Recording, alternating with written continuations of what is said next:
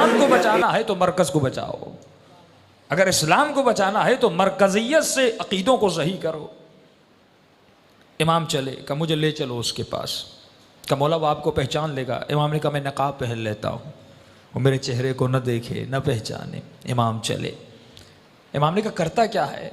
कहा मौला उसके पास एक अजीब करामत है। कहा कौन सी? कहा लोग जो पूछते हैं एक जवाब देता है।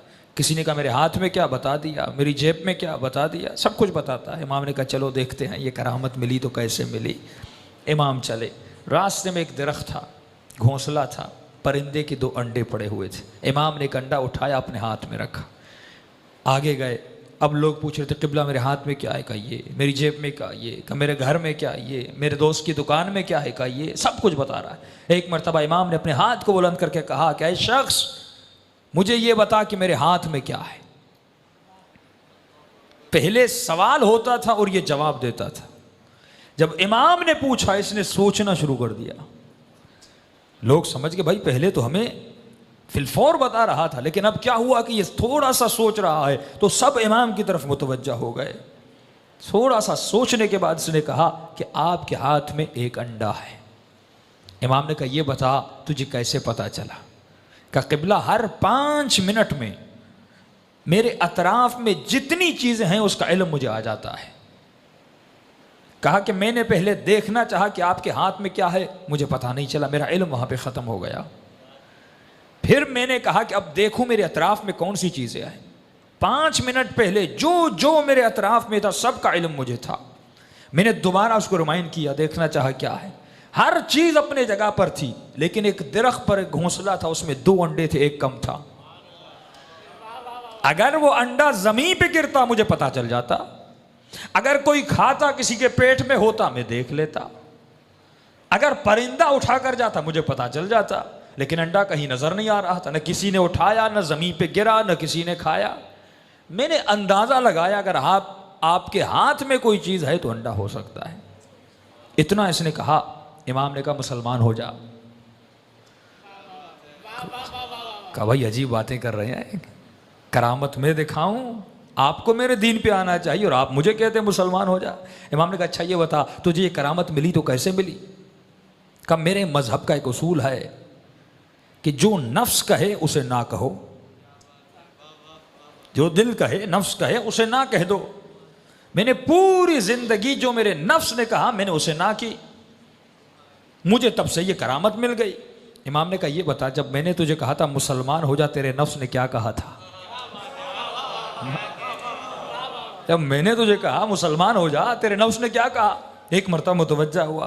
का नफ्स ने कहा खबरदार, मुसलमान नहीं होना। का अपने उसूलों को क्यों तोड़ रहा है? तेरा ही उसूल है, अपने उसूल पे अमल कर।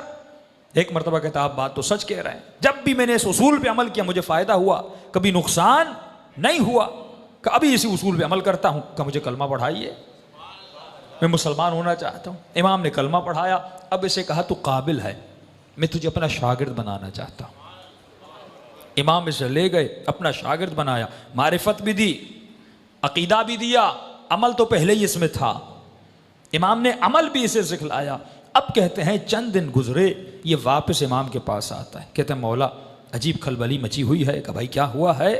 कहा मौला पहले जो कुछ पूछता था मेरे हाथ में क्या है पता चल जाता था, अब जो पूछ रहा है मुझे पता ही नहीं चल रहा। इस्लाम के आने से तो फायदा होना था, लेकिन जो ताकत थी वो भी मेरी ताकत चली गई। इमाम ने कहा इसका फलसफा है। का मौला कौन सा? का पहले तू काफर था, लेकिन एक ऐसे उसूल पे अमल किया था जो उसूल इस्लामी उसूल था। इस्लाम भी यही कहता है, चहल हदीस इमाम खुमैनी भी यही कहती है कि अपने नफ्स को ना कहो, पूरी जिंदगी तो कामयाब रहोगे।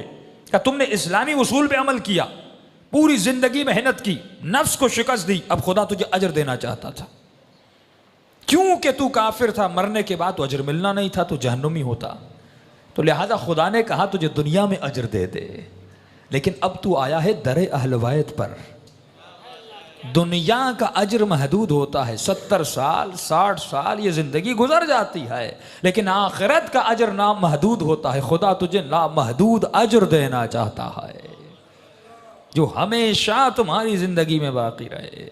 आज हमारे साथ मसले क्या हैं, हम जिंदगी के मसाइल में जकड़ जाते हैं और अक्सर कहते क़िबला नमाज भी हम पढ़ें, रोज़ा भी हम रखें, इबादत भी हम करें, अली अली भी हम कहें, हुसैन हुसैन भी हम कहें, फिर मुसीबतें हमारे ऊपर क्यों? इमाम फरमाते जब से अली की विलायत को माना है तो अब मुसीबतों के लिए तैयार हो जा। इमाम फरमाते जब भी खुदा इज़ा क़रब अब्दा, जब भी अपने बंदे को अपने करीब खुदा लाना चाहता है तो उसके ऊपर मुसीबतों के पहाड़ तोड़ देता।